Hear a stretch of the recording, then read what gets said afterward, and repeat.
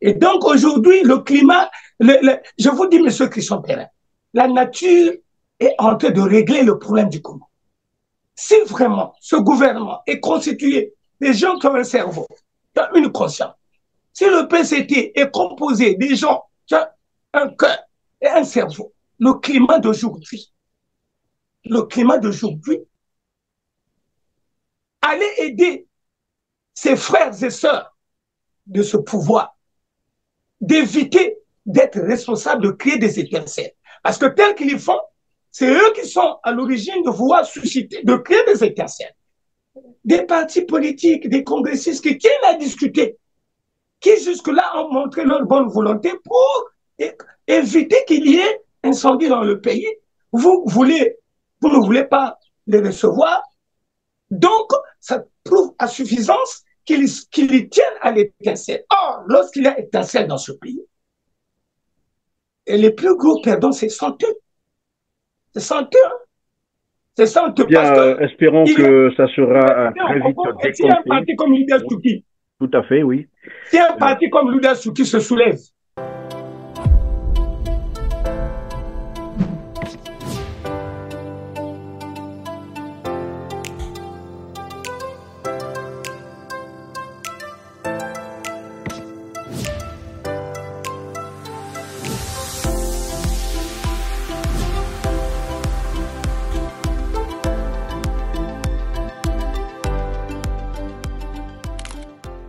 on reviendra avec René Mokono. Rebonjour René. Bonjour Monsieur Christian. Comment va l'UDH, Yuki? Bon, vous savez que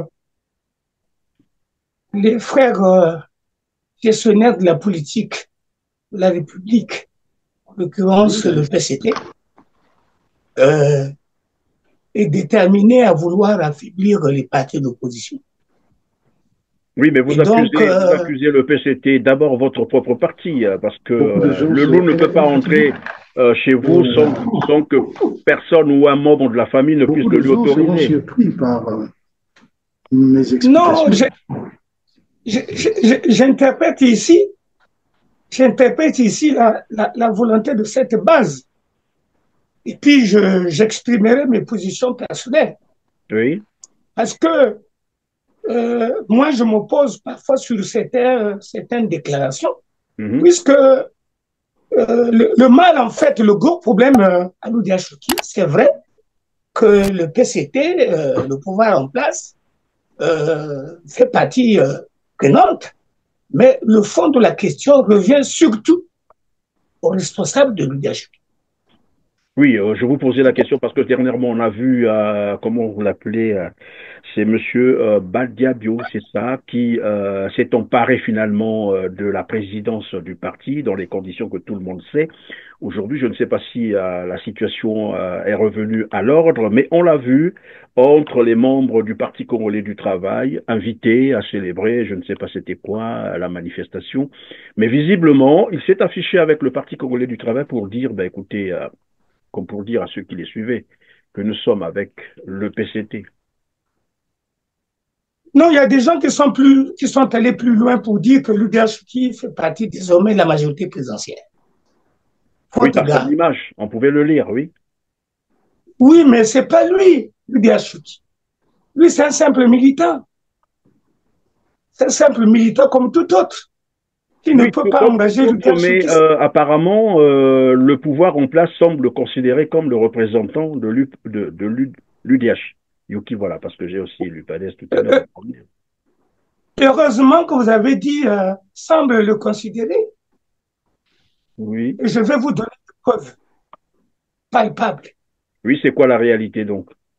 C'est un autoproclamé président Peluda Chouki par le biais d'un pseudo-congrès tenu de 19h à 5h du matin, prétendument interdit par le ministre de l'Intérieur. L'honorable Badiabio a voulu aussitôt se précipiter pour gérer comme d'habitude les finances de l'UDH. Et pour cela, il lui fallait donc nommer le président du groupe parlementaire de l'UDH à l'Assemblée nationale.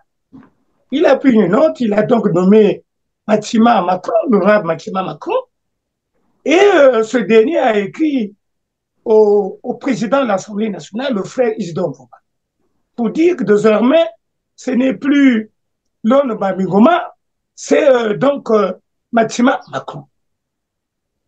Et dès que nous sommes intervenus, donc les élus et les militants, les responsables du parti sont intervenus, le président Isidore Mvouba n'a pas hésité de déconsidérer cette note de Badiabio qui avait déjà perçu, qui avait déjà retiré 1 million sur les émoluments des élus de l'UDH. Comme lui, il est très assoiffé d'argent, après avoir détourné tous les fonds toutes les contributions des élus de l'UDH qui au niveau du parti qui s'élève à 1 million par député, pendant tout le temps qu'il a été là, pendant tout le temps que le président du parti a été là, il s'est précipité à retirer 1 million des élus. Et donc, lorsqu'il y a eu réaction des députés de l'UDH, le président Isidore Mvouba a dit non, non, non. Il a arrêté ça. Et donc, jusqu'à aujourd'hui, si Badia avait été président de l'UDH, c'est Macron qui serait le président du groupe parlementaire de l'UDH. Mais aujourd'hui, c'est Lone Bamingoma. C'est purement du banditisme. C'est du banditisme. Puisque la base Bamingoma est avec vous, c'est ça? Il est avec l'UDH, pas avec nous. Parce que nous sommes l'UDH. Badiabio, c'est un usurpateur, c'est comme un voleur qui arrive dans la maison de ceux qui sont périns. Et il est armé, il a tout ce qu'il faut. Ils s'emparent des biens. Alors, mais quelle est donc la situation actuelle au niveau de l'UDH? Quelle est la situation réelle actuellement? Mais compte tenu justement de cette difficulté introduite par l'honorable Badiabio, il y a beaucoup de rumeurs. Et connaissant aussi la mauvaise histoire de la majorité des dirigeants du parti au pouvoir, nous avons pensé engager une série de contacts. Les congressistes, parce que pour l'UDH, il y a un seul problème aujourd'hui. C'est élire le président de l'UDH, celui qui va engager légalement l'UDH. Le congrès avait commencé, vous le savez bien. Donc, les travaux ont été suspendus par la mauvaise volonté de Ngouanou, qui tenait à Badiabio. Donc, aujourd'hui, on nous apprend qu'il y a des interventions, des injonctions, tout ça. Nous, congressistes, avons pensé rencontrer tous ces dirigeants des institutions de la République pour leur donner la véritable version. Parce que dès que vous les rencontrez comment? Est-ce que c'est vous les rencontrez comment? Des entretiens, des échanges, ou bien vous écrivez pour faire intervenir ces institutions de manière officielle pour régler le problème? Comment ça se passe? Le parti politique se gère administrativement. Oui. Nous avons écrit au ministre de l'Intérieur et qui avait accusé réception le 17 du mois passé. Janvier. Nous sommes aujourd'hui, bientôt, janvier, oui. Pour rapprocher les congressistes, ont tenu se rapprocher de lui pour lui apporter certains éléments parce que les bruits qui nous parviennent ne sont pas intéressants.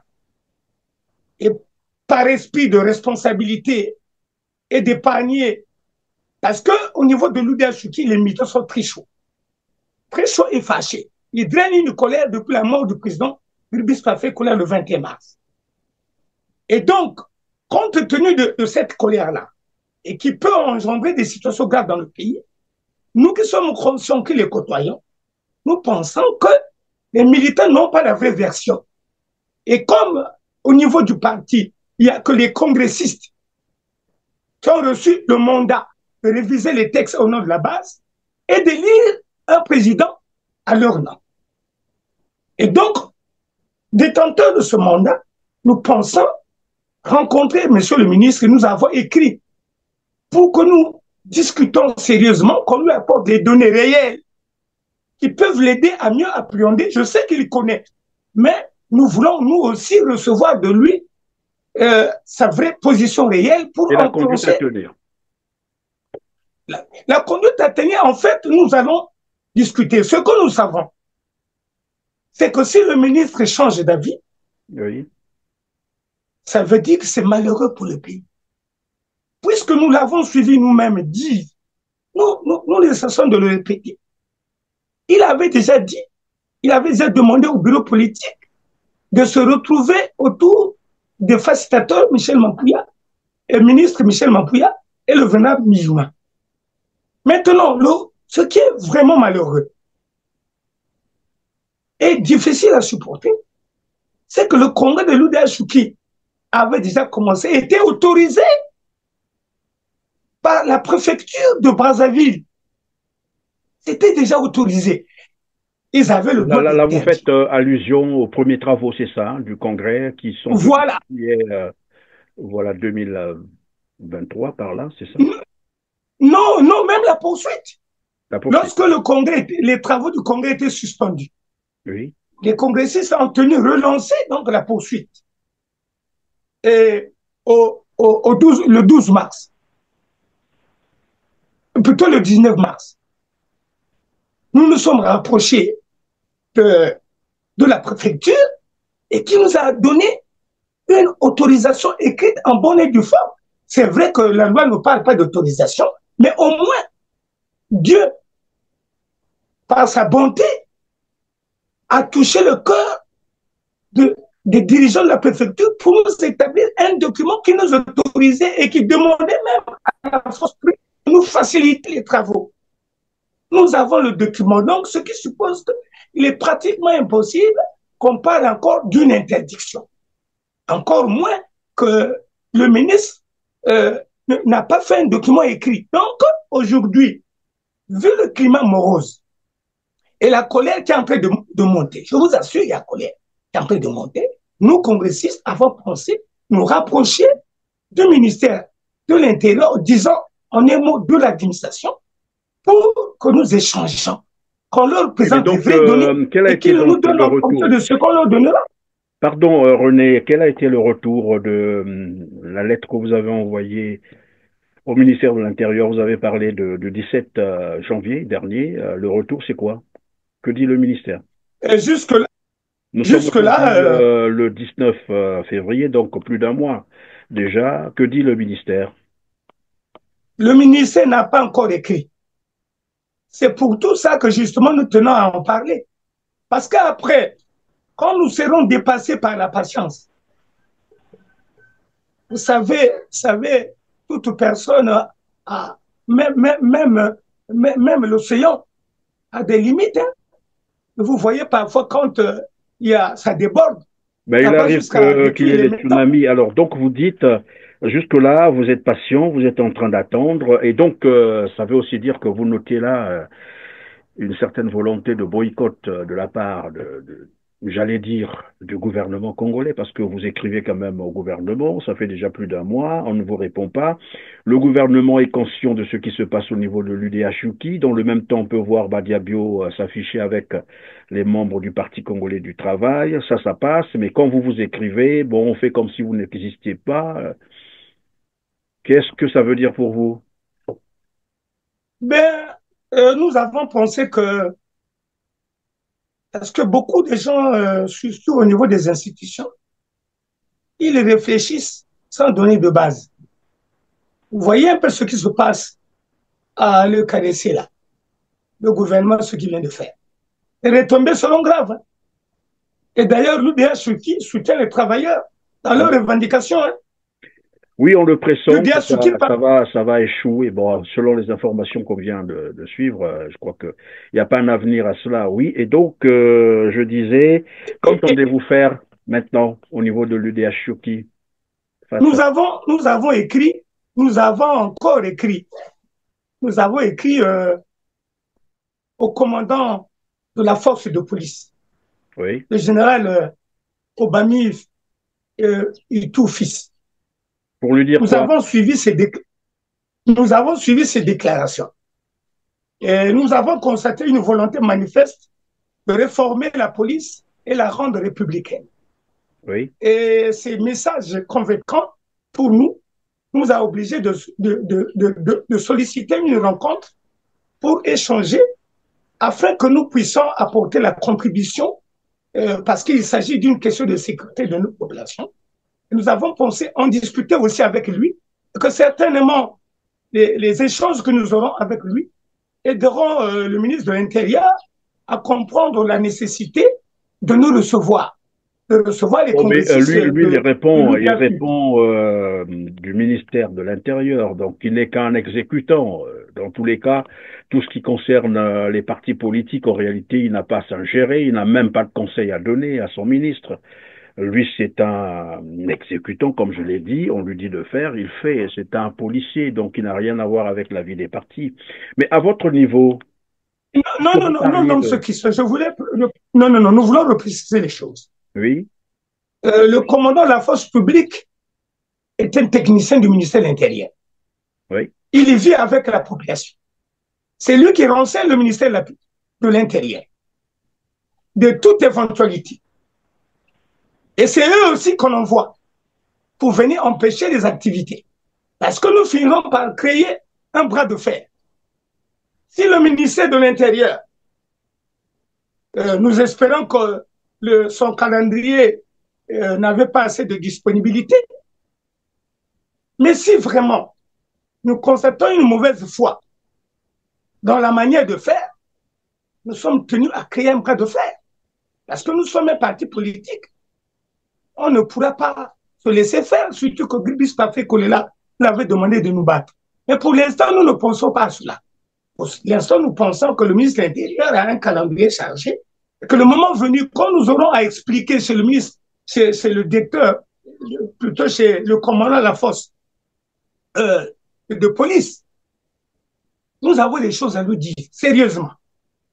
Parce que ce que nous regrettons, c'est quoi, monsieur qui se permettez-moi? Oui, je vous Ce que nous regrettons, monsieur Perrin, il y a une tension terrible. Je ne cesse de le répéter. Je ne cesse de le répéter qu'il y a une tension terrible qui bouillonne dans la conscience des Congolais, en particulier de l'UDHI. Et jusque-là, se maintient. Nous avons écrit pour manifester notre bonne volonté. Moi, personnellement, j'ai sollicité un rendez-vous chez le ministre Mundeli pour en discuter. Il n'y a pas eu de retour. Nous nous sommes rapprochés. Nous avons saisi le ministre Mwambenga, qui est le patron comité de paix, le suivi et tout ça. Là, la procédure est encore là. Nous avons donc tenu à rencontrer le ministre de l'Intérieur pour échanger. Là aussi, on espère que le calendrier charge. Nous avons écrit au commandant de la force de police que nous reconnaissons sérieux, certainement qu'il va nous appeler. Et une fois qu'on aura constaté tout ça,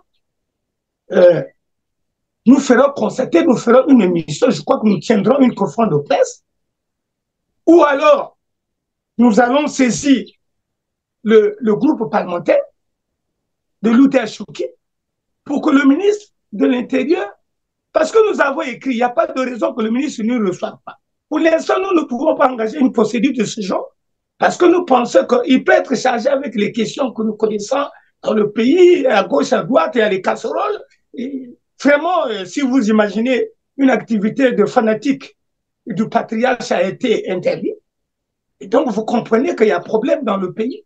Et donc, lorsque nous constaterons que c'est vraiment de la mauvaise foi, nous écrirons au groupe parlementaire de l'UDHI qui passera par l'Assemblée générale pour interpeller le ministre de l'Intérieur. Bon, c'est vous qui dites, jusque-là, vous croyez encore qu'il serait chargé. Bon, on peut le lui concéder, mais dans le même temps, on voit bien comment est-ce que les manifestations, j'allais dire, les activités politiques du PCT sont autorisées. Hein, on les voit, ils marchent, ils organisent même comment ils appellent ça, les anniversaires pour célébrer le 5 février, ce qui a d'ailleurs surpris tout le monde. Donc, pour le PCT, il y a le temps, ça, on peut répondre, on peut donner des autorisations. Mais pour les autres partis, notamment de l'opposition, là, on est vraiment occupés, trop occupés, il faut le dire comme ça. Comme je le disais tout Mais à l'heure, on peut le leur concéder. Mais alors, je reviens donc. c'est une bonne chose, monsieur Christian. Oui. Ceux qui sont permettés, c'est une bonne chose qu'ils le fassent comme ça. C'est une bonne chose.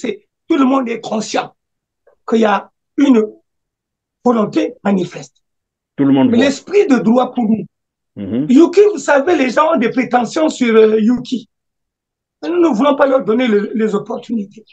Nous voulons aller, vous savez, même au tribunal, vous pouvez perdre à la première instance, mais vous allez à la cour d'appel, vous gagnez.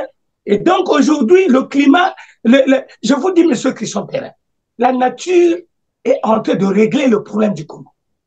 Si vraiment ce gouvernement est constitué des gens qui ont un cerveau, qui ont une conscience, si le PCT est composé des gens qui ont un cœur et un cerveau, le climat d'aujourd'hui,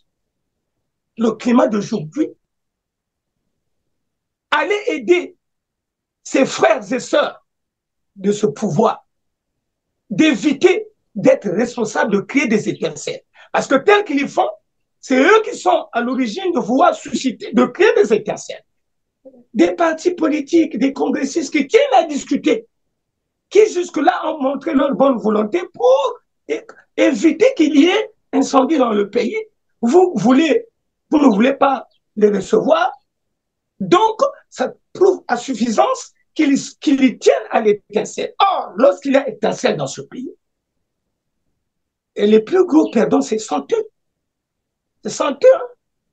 C'est honteux. Bien, espérons que ça sera très vite décompté. Si un parti comme l'Uda Souki, tout à fait, oui. Si un parti comme l'Uda Souki se soulève, je ne vois pas M. Christian, hein, quelle est cette force-là? Bon, voilà pourquoi je disais, dans l'espoir que les choses seront réglées, qu'on arrivera. René Mokono, vous avez un petit mot de la fin, c'est ça? Oui, tout à fait, tout à fait. Tout à fait. Je tenais à m'adresser aussi et au pouvoir et aux militants. Lorsque le pouvoir est en train de persécuter l'UPADS et l'UDHUKI, qu'il soit conscient que finalement cette perfection. Et à un certain moment, je crois qu'ils ignorent que dans chaque acte que l'homme pose, il y a un côté positif et un côté négatif.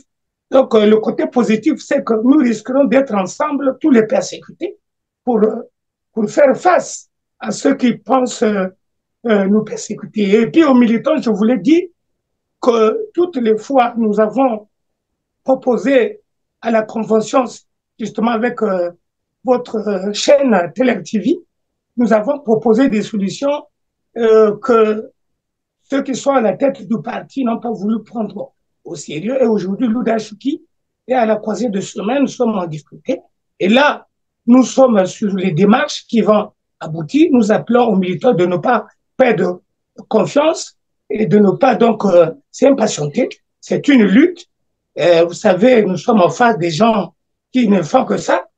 Et il y a les forces de la nature qui vont nous aider, qui tentent quand même de résister.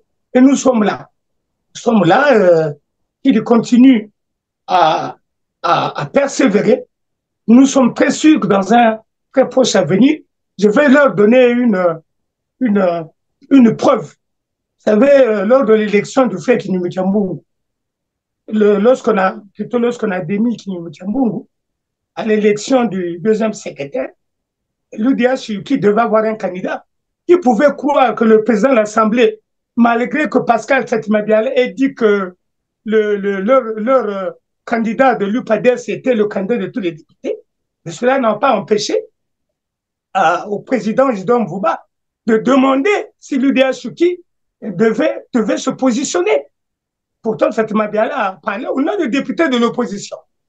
Ça veut dire qu'il sent conscient qu'à un certain moment, ils font mal à nos partis, ils font mal à l'UDHUKI, et cela se justifie par cet appel du président de l'Assemblée qui a insisté pour qu'il y ait un candidat de l'UDHUKI. Heureusement, il n'y en avait pas. Nous continuons le combat. Et nous sommes là, nous réussirons. Donc, voilà. En tout cas, merci beaucoup René Mokono. J'espère que, comme qui dirait, hein, quelquefois malheur est bon, parce que finalement c'est une situation qui peut, donc vous l'avez dit tout à l'heure, rapprocher les deux partis, notamment la base des partis, parce que ceux qui sont allés au PCT, c'est un peu, voilà, quelques têtes qui sont au niveau de, comme qui dirait, des instances dirigeantes. Mais la base elle-même, ou les bases des partis sont encore intactes, et donc ces bases peuvent former, pourquoi pas, une force politique pour voilà, ramener le parti au pouvoir à l'ordre, parce que finalement, on se rend compte que c'est ce parti qui est en train de tirer les ficelles, et ça, c'est tout le monde qui vient de se rendre compte.